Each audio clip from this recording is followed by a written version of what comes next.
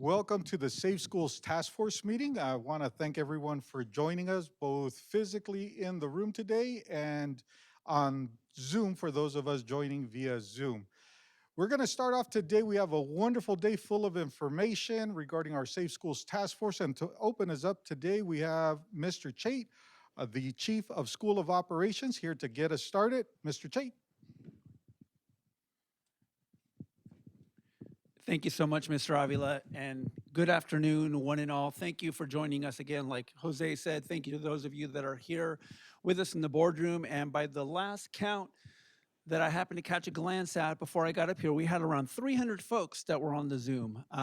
Part of the feedback that we've gotten from a lot of the participants here is ensuring that we make these meetings as open and as accessible to folks as possible.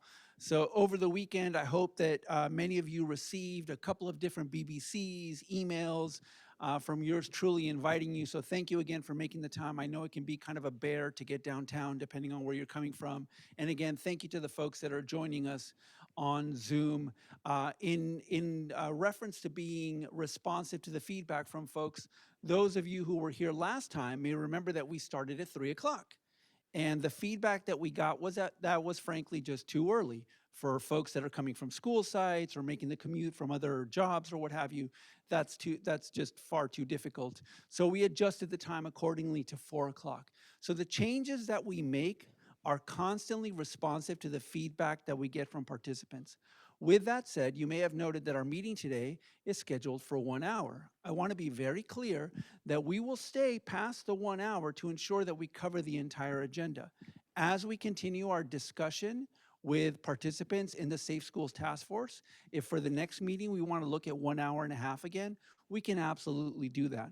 But again, before I give a little bit of background on what the task force is all about, I just wanted to mark that all of the changes that we make, all of the adjustments that we make, including, of course, the Zoom option now, are absolutely responsive to the folks that are in the task force. So thank you for that feedback. With that said, I want to give a little bit of background on the Safe Schools Task Force for those of you who may be attending your first meeting. So this task force was born out of a resolution that was passed in 2019 by the board at that time, including board member Nick Melvoin, who of course is still on the board. The resolution came after yet another incident of on-campus violence, not in LAUSD, but in another school district, another school where students were once again victimized by gun violence.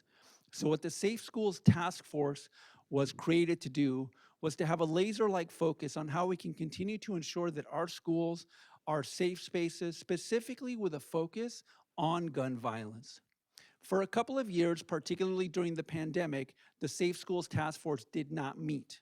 Last year, we started meeting again, and as required by the resolution, we gave a number of recommendations to the board at the end of the year. Some of those recommendations were adopted, some of those were not. Again, the role of the task force is simply to present those recommendations to the board. It is ultimately up to the board members to decide what action, if any, to take. Our plan this year is exactly the same. Just like last year, based on all of the feedback that we receive from folks, we will take that. We will create a series of recommendations that we will then bring to board in a very public light. I say that because it's important for me, for you to know that your work is absolutely critical and is presented to board as is. There were a couple of recommendations that were made last year to board that were not consistent with the current district practice, but that's okay. Our role here, again, is to present those recommendations to the board to review and take whatever action they think is necessary or appropriate. So thank you again to all of you for being here. I'm going to turn it back over to Mr. Avila, who will take us through our robust agenda this afternoon that will take an hour to an hour and a half. Thank you. Thank you, Mr. Chait.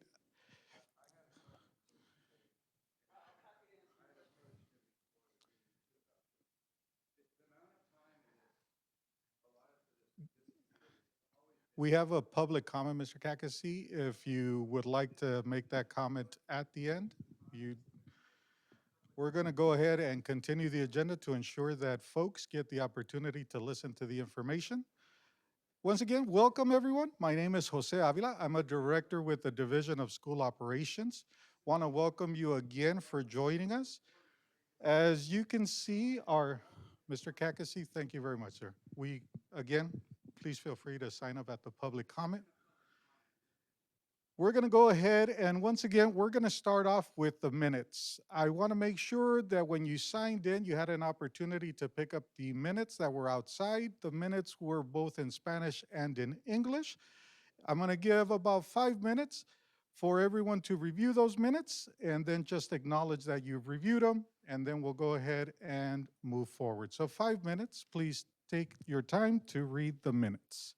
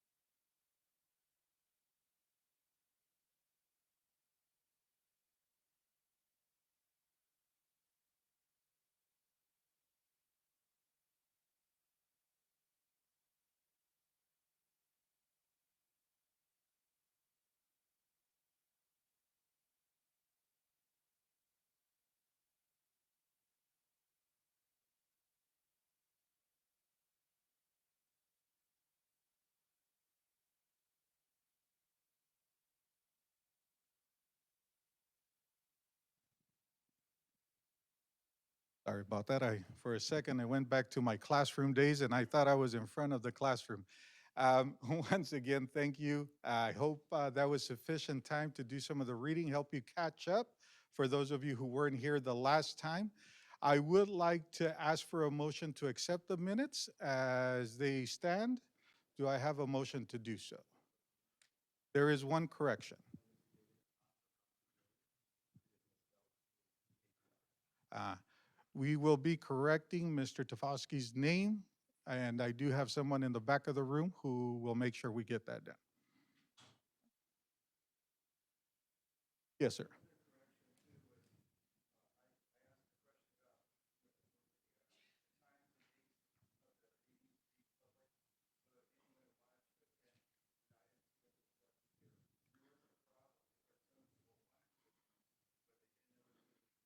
So in the last meeting, you're suggesting that one of the comments that was left off that you made was that the time for the meetings be public. We will add that as well. Given those two corrections, do I have a motion? Looking around the room. In the back of the room, can you state your name, sir? And your name, sir? Tim. Timothy Cordish for a motion. Do I have someone who would second that? Yes, sir. Lester Powell. Thank you, Lester Powell. Okay. As we were discussing earlier today, we have a really robust agenda, great information to go through today. So to get us started, we're going to go ahead and introduce our next speaker who's going to take us through the threat assessment process so that everyone is aware and informed on how LAUSD procedures and protocols are around threat assessments, how we manage them, how we support our students, and how we come and to a conclusion that is the best result given difficult situations. And on that note, it is my pleasure to introduce Ms. Martha Marquez from our Health and Human Services. Thank you. Thank you all for having me here. I'll give you a little bit of background on who I am. I am Martha Marquez. I'm the administrator for the newly formed Student Mental Health and Wellness Services branch. I've been with the district for almost 26 years, I think in a few weeks, 26 years. Most of the time with school mental health. I was a psychiatric social worker, most recently an administrator from the north. I supervised 160 psychiatric social workers. I was also responsible for the crisis response teams for the north and worked very closely with our wonderful operation teams and our school police officers. I've trained on threat assessments to the staff, to the principals in various occasions and to a course. And so I'm very happy to be here to share with you the protocols and procedures in place for this topic. I also wanted to add just a little anecdote, is that I myself, I'm a graduate of LA Unified, elementary, middle, and high, proudly. And most proud is that I'm a parent of a senior in high school of an LA Unified school. So, and this topic is, of course, very important to me. So the bulletin on threat assessment is our 5799.2. And what we're going to cover today is just reviewing the general protocols and procedures for the threat assessment policies that we have in place. And with that, we're going to cover the 4 stages of assessment that we train our staff to follow. So what is the purpose of a threat assessment? Absolutely, the purpose of the threat assessment is to keep everyone safe, right? We want to interrupt any trajectory towards violence. We want to be intentional about our supports of our students, of our staff. We want to be able to be reflective and appropriate in our approach instead of being reactive, instead of just hearing what maybe the media displays about these acts when they happen. We want to be able to sit with the group and not make unilateral decisions. We want to consult. And I think that's the best way to describe this policy. It's a policy that we take seriously and we revise when we learn more techniques or interventions that need to be put in place. So when to conduct a threat assessment?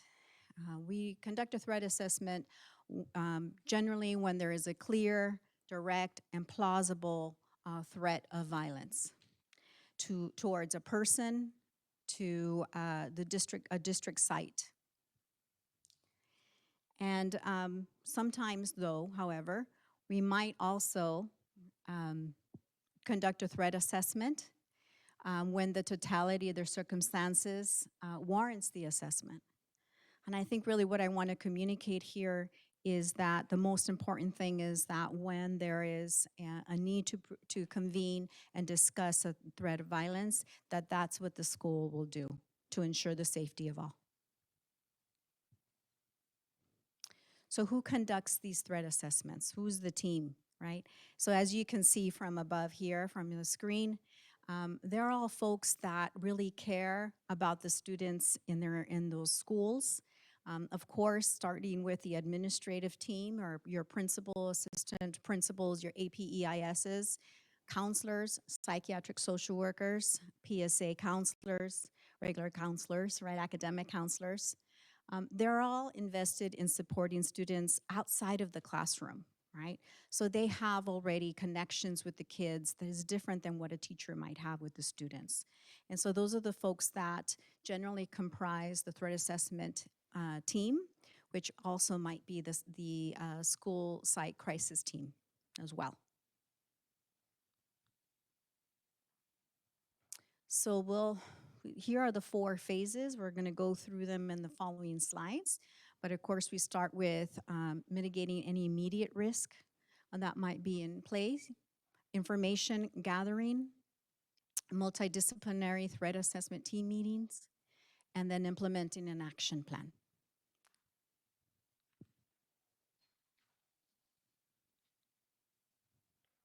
Right. So to start, of course, we want to take immediate action. If a threat is known or comes to the attention of our school administrators, the first thing the school will do is of course, secure the campus, make sure that the person of interest is located, that any potential targets are located as well. And sometimes that might lead to a call to our school police officers, might require a lockdown, and also maybe outreach to the region or central offices to support. So absolutely, that's the first step that a school administrator will take. Oh, sorry. Trying to go back one more. All right. So the second step is gathering information. For me, I feel like this is probably the most important phase because it's important, again, as I mentioned earlier, that we're thoughtful about how we support our students who are possibly in risk of creating or of doing harm to someone else or to themselves, right? So it starts with right after securing the campus, making sure everyone is safe, starts with interviews, interviewing that student, interviewing witnesses, interviewing teachers or staff members who know this student best, right, and parents and caregivers. Also looking at our records like MISIS or Welligent also will give us some indication of some history of that student, in addition to possibly looking at researching their looking at their backpack, asking for information from home, anything that might be indicative of what the student might be experiencing. So what kind of things might be looking for as we're gathering information? We understand that many of our students struggle with stress, feeling overwhelmed, a lot of things that might be happening. So we're looking to see where we might find that. Sometimes we see what their interests are when we look at their social media accounts, right? What are they filling themselves with? What's their interests? And are their interests something that is healthy, that's helpful, or maybe kind of not supporting their mental health? Are they in arguments? Is there some family discord that is happening? Those are information that's really important for us to have. And of course, do they have access to weapons? It's a very important point of information that we must also determine. And so how are they communicating this intent to harm? right? Is it a direct threat? Is it written somewhere? Are they posting it on their social media posts? Um, what does it look like for them before and after school? What does their supervision look like? Are they getting along with their peers? Is there maybe somebody in their class that they're upset at? Is there a concern about the way that they manage their temperament, their feelings, their emotions? Those are things that really are important for the team to consider and gather, as it helps to paint a clearer picture of the student that we're concerned for.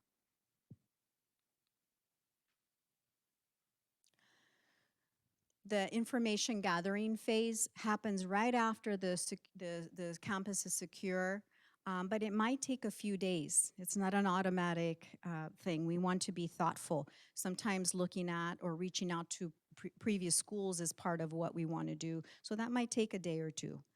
Once all of the information is gathered by that multidisciplinary team, then the meeting takes place. And so who, again, is part of that school team?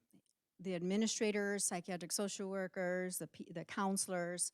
Sometimes we also invite school police to attend those meetings as well, so that they can provide their expertise and their input.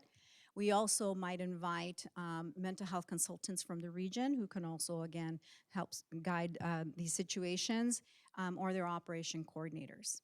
So sometimes it might be someone outside of the school site that would have knowledge about this student that can share that with the team. And then the team determines the risk level, right?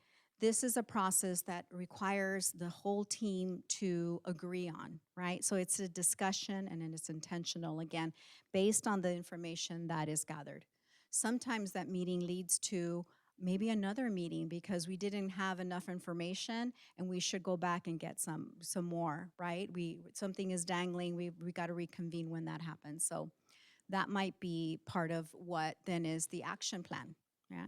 So the meeting ends with the action plan, where individuals are develop a plan that will be carried out by the school team. So we'll go into a little bit more detail on this risk level to begin with.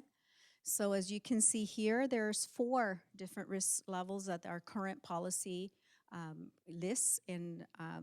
But however, we're all human beings. We don't all fit in boxes. And sometimes the risk levels might fall in between low and moderate, right? Or no risk or high, low, moderate or high, right? It depends on the situation.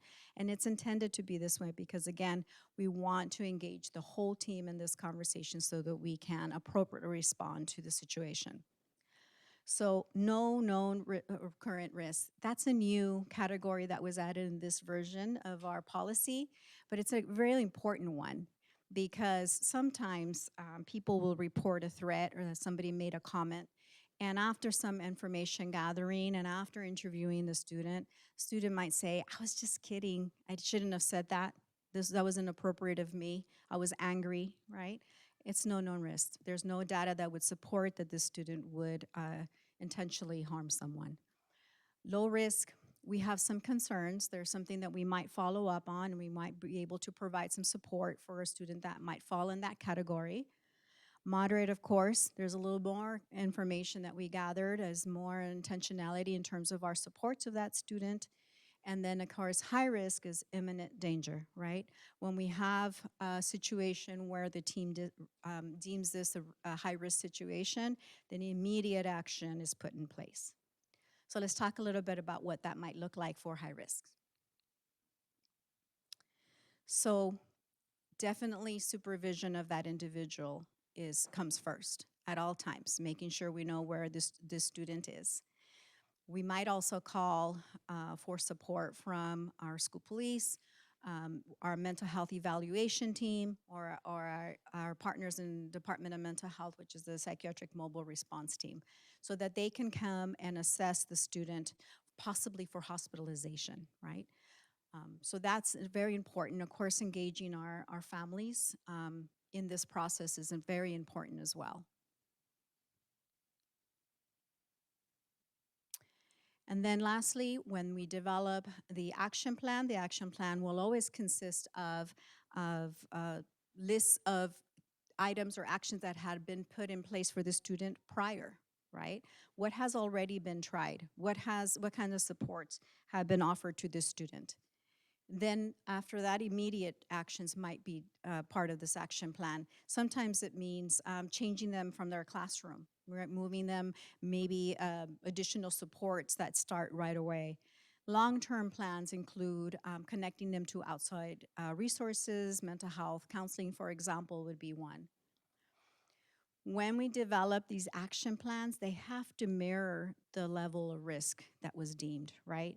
So if we say this student is low risk, then we wouldn't call for a mental health evaluation team to come out to do another assessment because the student is low risk, right? We want to ensure that it parallels the risk level.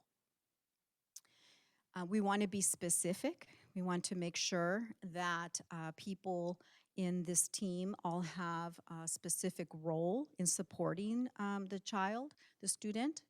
And we also want to make sure that it's monitored, right? And that falls under the purview of the administrative team that will reconvene the meeting if need be, right?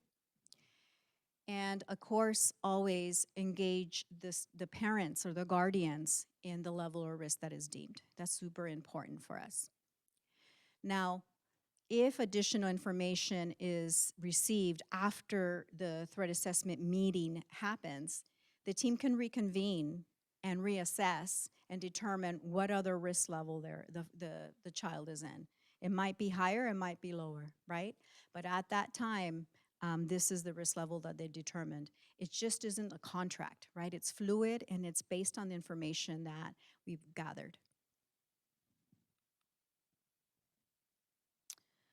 So last phase is actually putting that plan into action, right? Implementing it, making sure that those referrals are made, that contact is made with the family, that the support staff is activating their responsibilities based on that action plan. And so one of those things that I think is very important when working with students is to develop a safety plan with the student. And this is just a problem-solving approach that we use where we sit with students and talk with them about the type of stressors or triggers that make them feel stressed out, overwhelmed, upset. We might review with them techniques to help them feel better, to cope with those big feelings they might be having.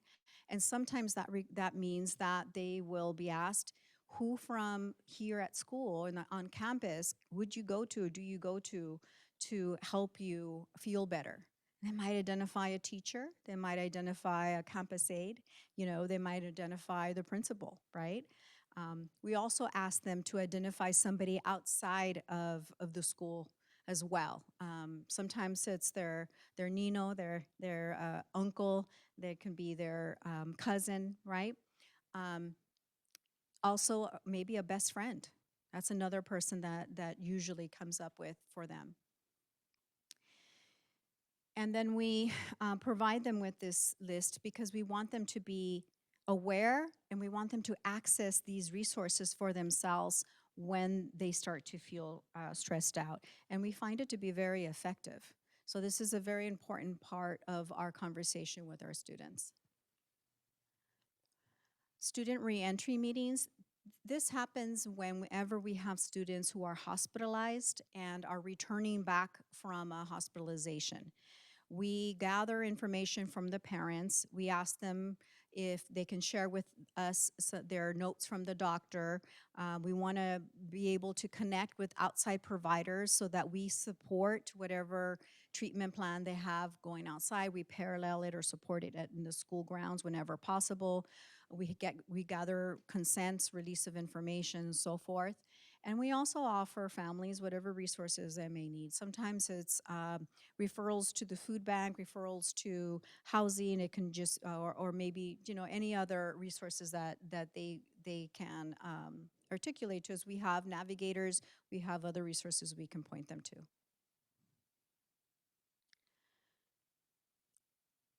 So some handouts that we have available.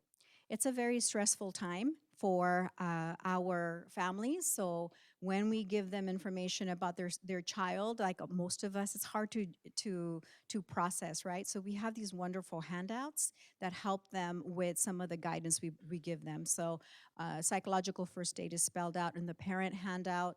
We also have one for the trusted adult. Remember, I said in the safety plan, if they identify an adult on the campus or even outside, we want to give them this handout so that when they go to the trusted adult, the trusted adult feels more prepared to support that student.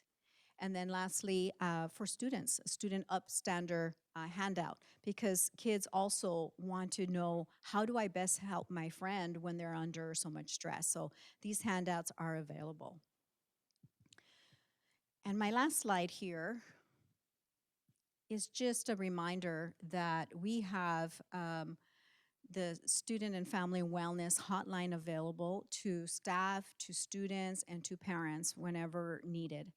This is another way that we can provide support to our families. We have a mental health consultation line also for our early ed, and then we also, of course, have support for our staff. So that is my review of our current protocols and procedures for threat assessments. And I thank you so much for your time and for having me here.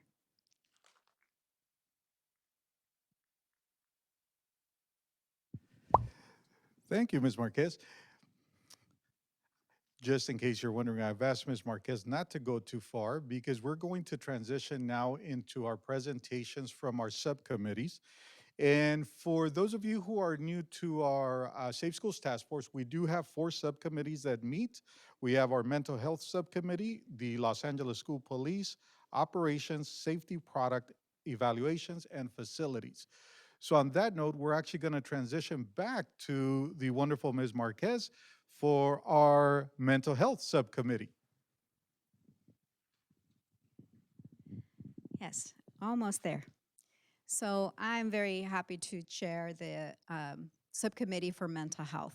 And I had a wonderful meeting last week. I see some of my attendees here. And what we did in our meeting is we just reviewed some of the briefly reviewed the list of policies and bulletins that we will delve into a little more in future meetings. So we started with the suicide prevention bulletin. So I had I left Tom Torrico, who is the coordinator for crisis counseling and intervention services. She joined our meeting and she reviewed the process or the bulletin with our attendees. And for those who attended my subcommittee, this looks familiar after my current presentation, because when we talk about threats, we also always have the back of our head, our mind, suicidality, right? And vice versa. So the steps are very similar. We reviewed each one of those steps. We also reviewed some of our other resources. I mentioned earlier the mental health evaluation team. That is a mental health provider who goes out with our school police officers and conducts suicide assessments, threat assessments at school sites. We also have a case management team, CMT, and this team here supports students who are at high risk chronically, right? They case manage, they follow them, they support them, they meet with the family, they provide a really great wraparound support for our students. And then again, we reviewed some of the bulletins, the trusted adult flyer that we just mentioned earlier, that I just mentioned earlier, and also the student upstander handout. I think that the discussion went well. I think one of the things that we discussed was that our next meeting, we will talk more about peer-to-peer counseling.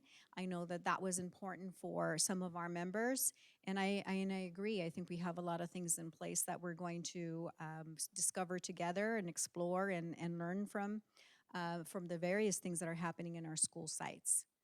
So with that, oh, another handout for mental health resources that we also have in our websites with school mental health, our school mental health website. And that's it. Thank you, guys. Thank you for being there. Thank you, Ms. Marquez. I was going to introduce Lieutenant Bello, but in Lieutenant's place, we have the honor to acknowledge the presence of our Chief of School Police, Chief Pizarwitz. Thank you. Have a little clicker here. Oh, thank you, sir. I'm covering for Lieutenant Bello and the LASPD subcommittee. And we'll start with the first. Oops, I'm going the wrong way.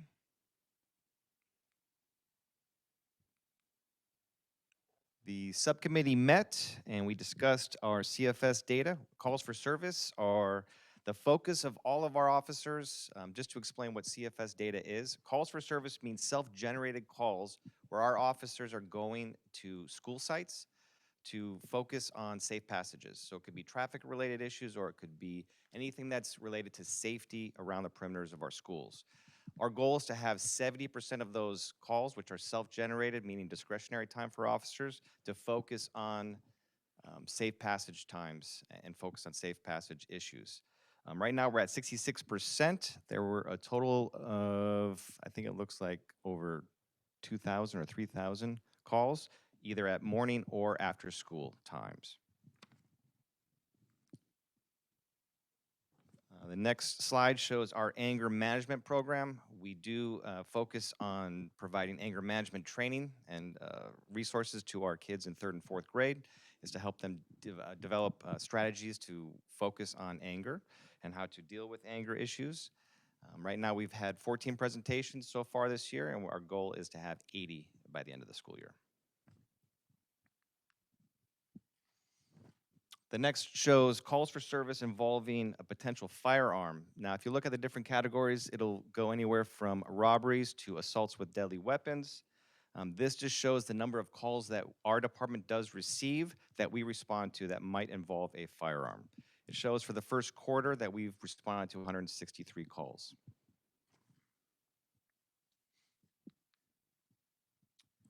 The next slide shows the number of firearms recovered. We have recovered 7 in the first quarter of this year so far. 6 of them were on campus and 1 was during safe passage time.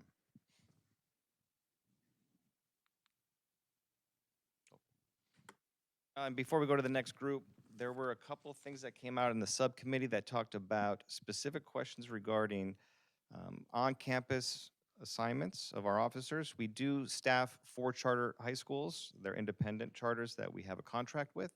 We've also had 10 short-term deployments of police officers on campus this first quarter. The next topic was non-firearm weapons incidences for this first quarter. And we've had a total of 55 non-firearm weapons recovered this first quarter. And the third item were the number of property crime incidences. We have a total of 75 incidences this first quarter, estimated property loss of $143,000. And that is all the data that we have for this first quarter.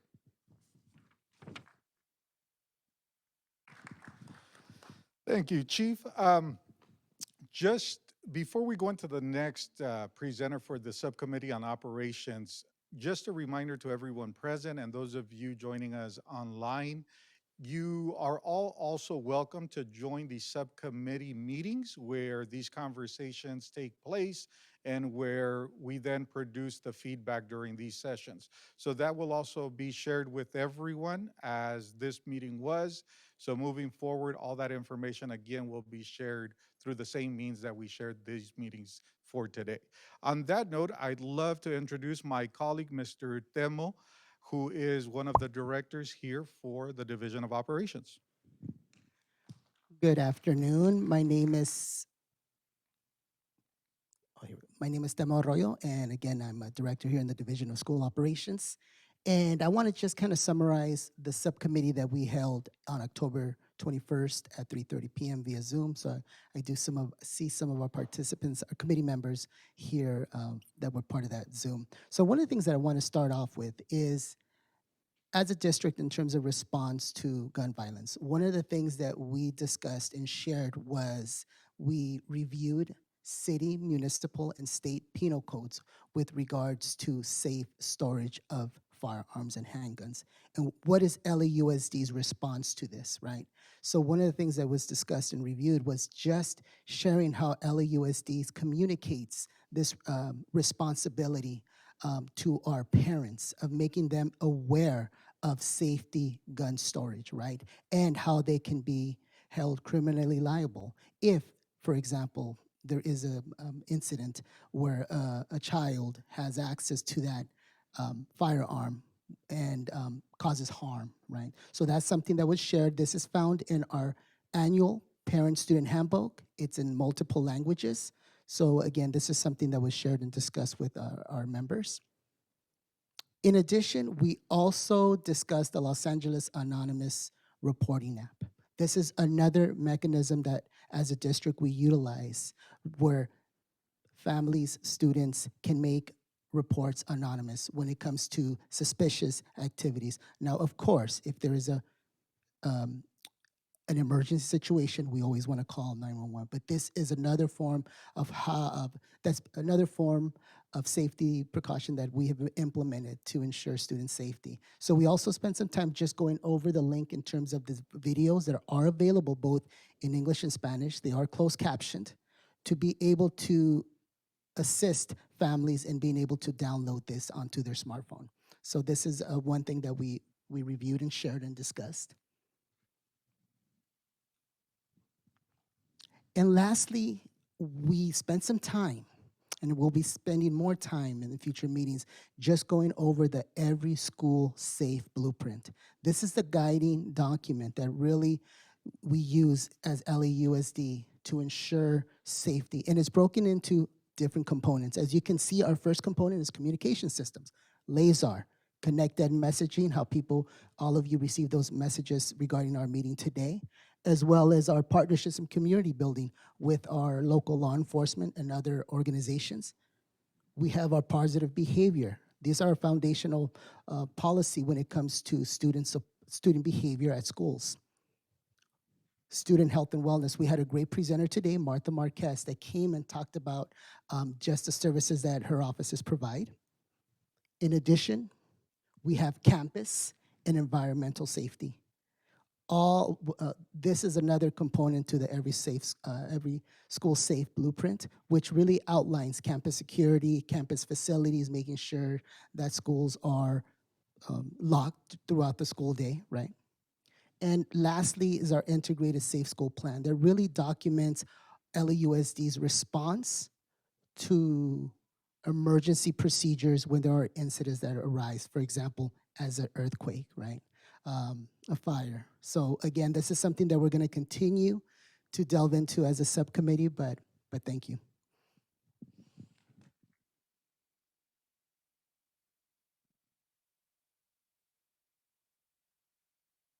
Next on our agenda is our Subcommittee for Safety Product Evaluation and Facilities. And joining us today from the Division of Maintenance and Operations is the one, the only, Mr. Dennis Bradburn, Deputy Director of Facilities. Thank you, everyone. So I just want to say thank you for the opportunity. As Martha said earlier, I have two kids that are still in high school, so this is very, very important to me. And so a few of the things, we got the clip. A few of the things that we discussed in our subcommittee a lot of it seems to revolve around secure entrances. And so as of now, LAUSD has secure entrances at all of our elementary schools. And this is usually what it entails. It entails the camera, the buzzer, and then a few or receiver systems on the phone. And so we designate 3 to 4 people in each office to be able to buzz folks in. And so that's a big thing. It's not on secondary schools yet. Some secondary schools do have them.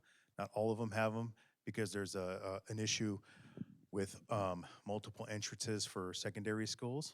And so this is still an issue that we have to work through. Let me go forward. The other thing that was brought up is wrought iron fencing. So you see a lot of wrought iron fencing at schools around the district. One of the things that was discussed, though, is the shepherd's fencing. And so if you can see in the picture to the right, shepherd's fencing is the fence that comes up and curves down like a shepherd's hook. So it makes it very, very difficult for somebody who wants to get on campus, who's shouldn't be on campus to climb regular wrought iron fencing. Back when I was a lot younger, I could probably hop that fence. Today I couldn't. Today I'd have to go through it. But the shepherd fencing that comes over and loops down, it's very, very difficult to climb over that. And so it's a good prevention measure for anybody that wants to come on campus that should not be on campus. And then here were the suggestions that we got from our committee. We talked about secure entrance. Another one was develop yearly training for school staff on secure entry policy and procedures. And so we have a system here called MyPLN for all school employees. And because of the changes in personnel, people retire, people promote, people move on, we're going to develop a program so that we can train each of our office staff to be able what to do and how to do it for our secure entrance programs. Additional exterior lighting in and around school facilities. Motion sensors were discussed. That's a great idea. Lowering bushes and vegetation around schools so that people can't hide if they have harm. If they want to do harm to the schools, they can't hide in our bushes. And like I said, more use of shepherd fencing on wrought iron. And so those were the things that discussed. I guess at our next committee we'll be discussing more on which one of these things that will be put forward. I welcome you any and all to our facilities and product evaluation committee meetings. We'd love to see you. That was it.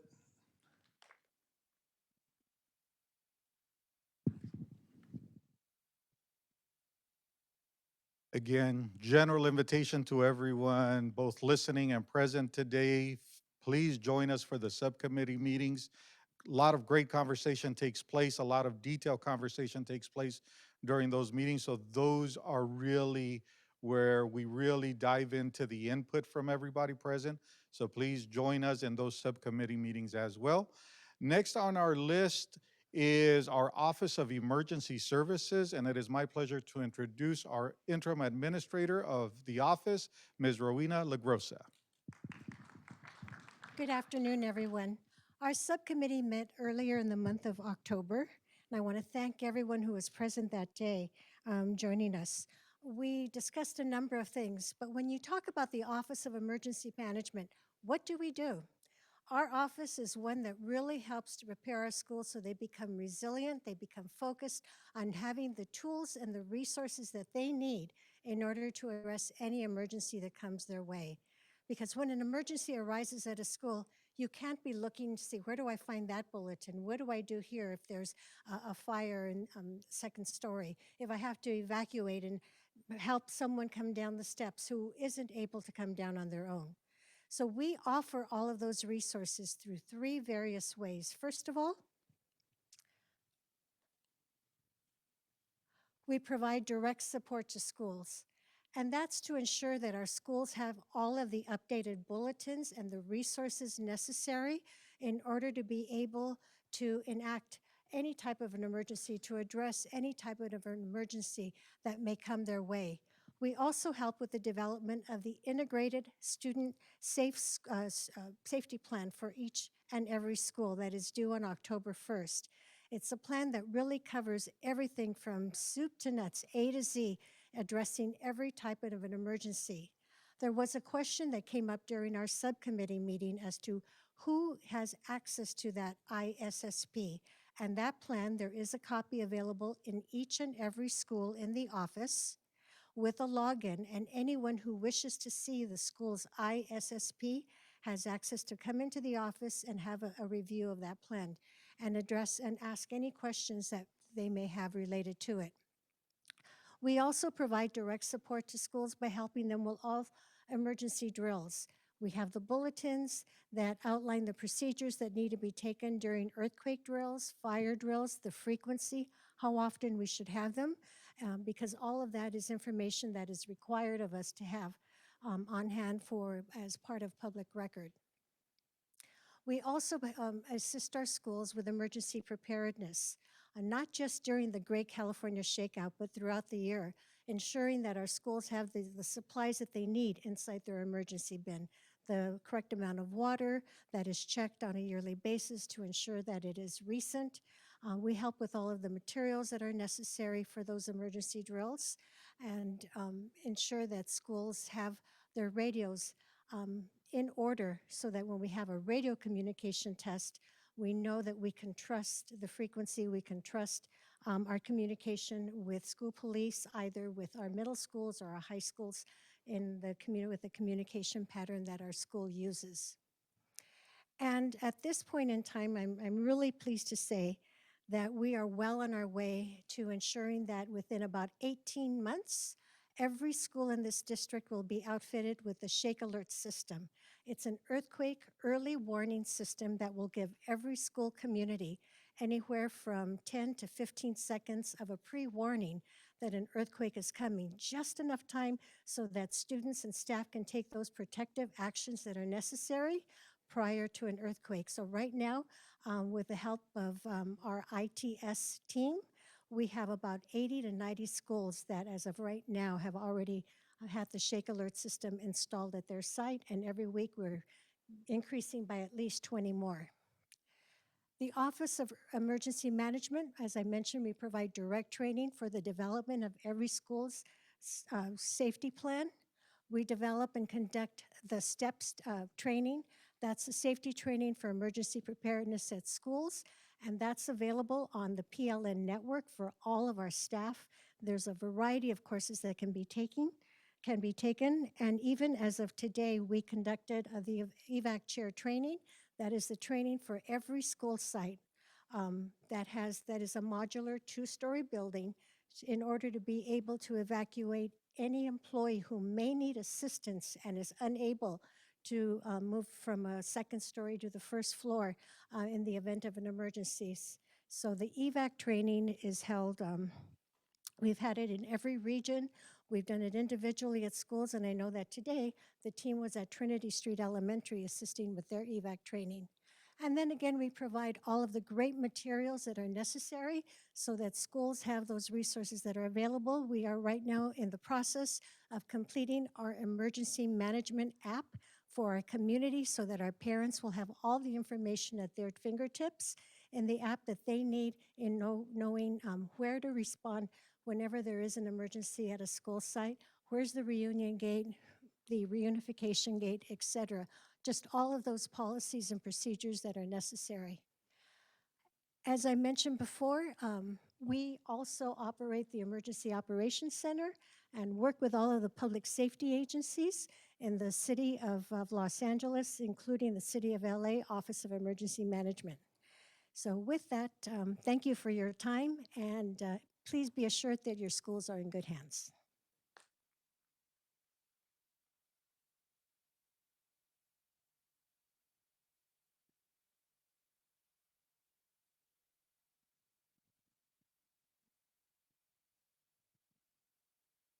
As we come to the conclusion of the presentations for our subcommittees, we do have time allocated for 5 public speakers, 2 minutes each.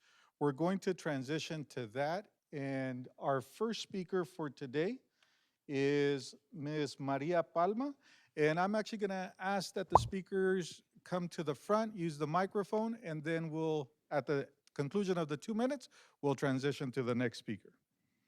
Ms. Maria Palma.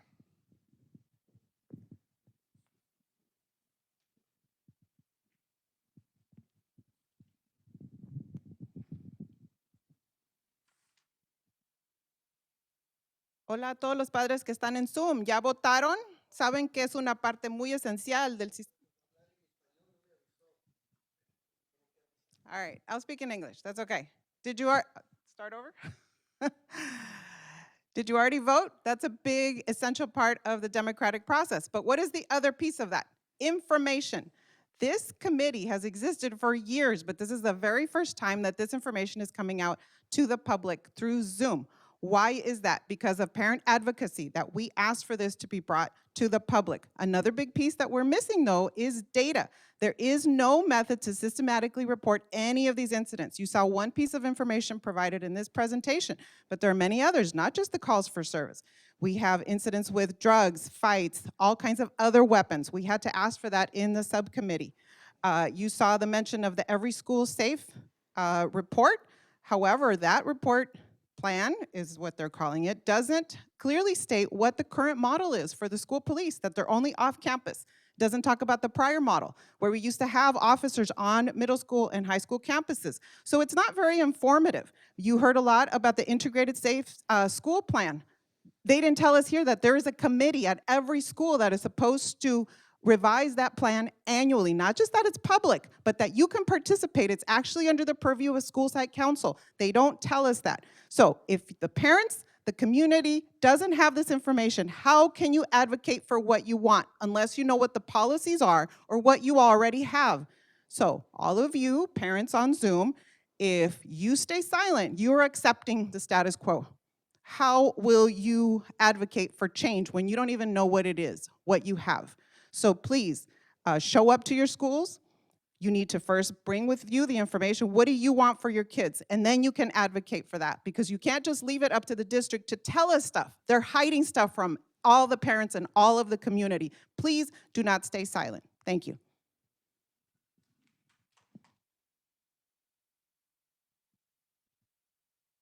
Thank you, Ms. Palma. Next on our speaker list is Mr. Alan Kakasi. First, I just want, is this working? Yeah.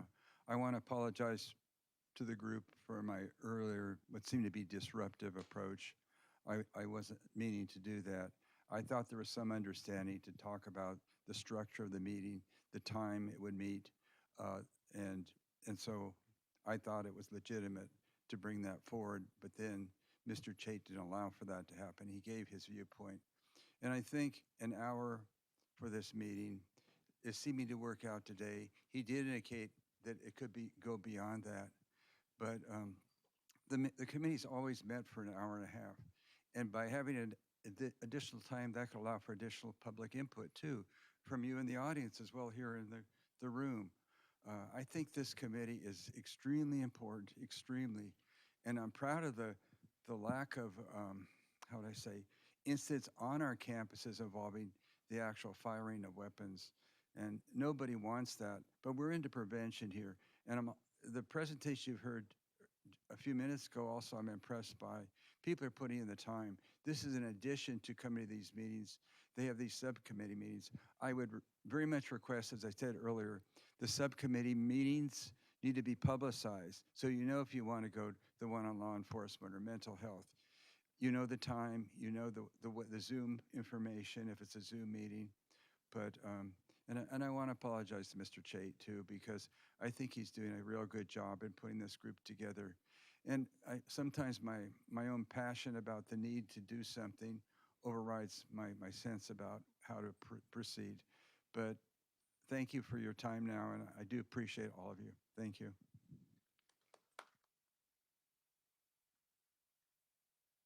Good afternoon, everyone. We're going to have Ms. Guillen. She's going to share in Spanish, so we do have translation in English through the headset.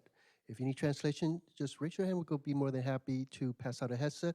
Also, if you're joining us on Zoom, go ahead and click on the interpretation globe on the bottom toolbar of your Zoom screen. There is a globe where you could click and select English, and you too will hear the translation into English. Thank you.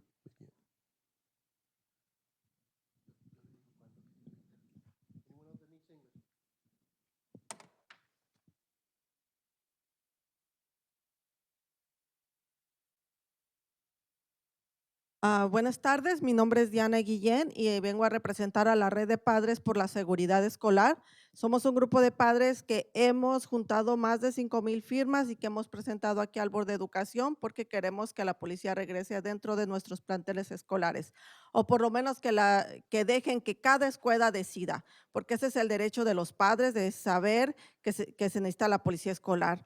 Y también los demás servicios son muy importantes, pero realmente no ha habido información. Esta es la primera vez que se abre este comité, y yo estuve parte del subcomité donde estuviéramos hablando con la policía, pero realmente no nos dieron información.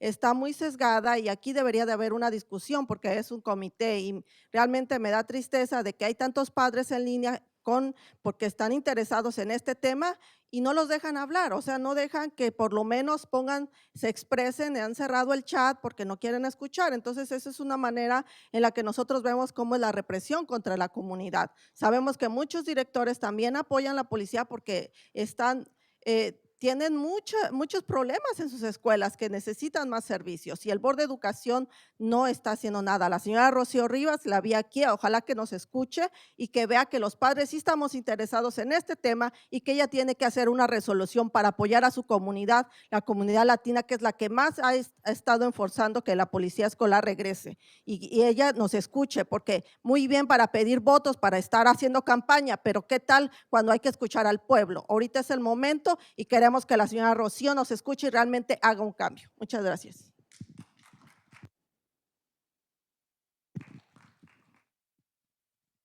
Thank you, Ms. Guillen. Our last speaker for today is Edward Nielsen. Edward Nielsen, will you be speaking in English or Spanish, sir?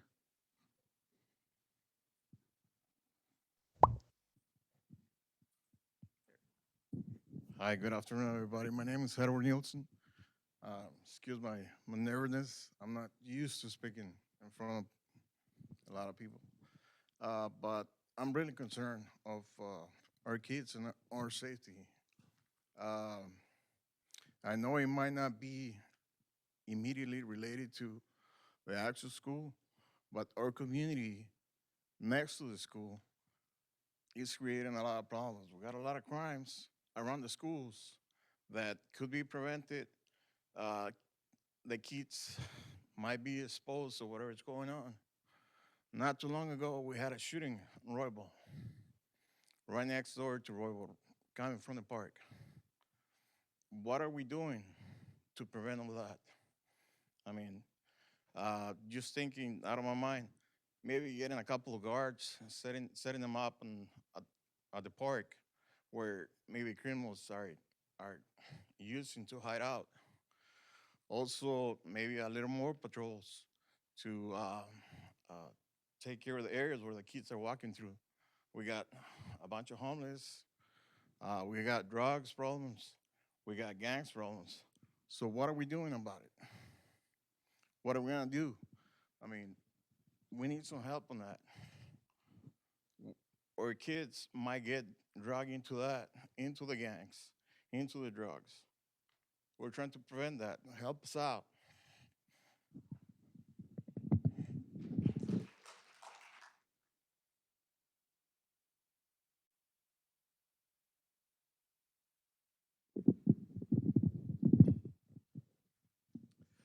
Thank you, Mr. Nielsen. I would like to thank everyone for being present. Thank you to everyone who joined us online.